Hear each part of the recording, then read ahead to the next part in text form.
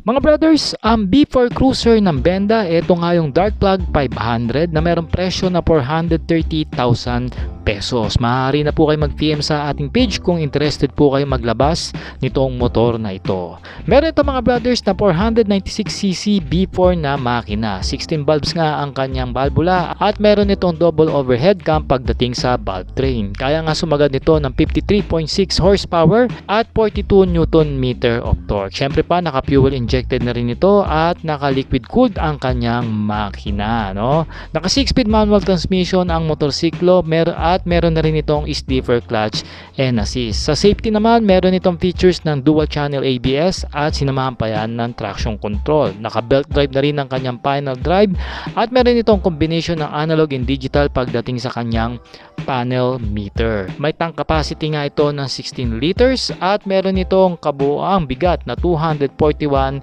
kg in dry weight at may taas ang kanyang seat height na 700 mm.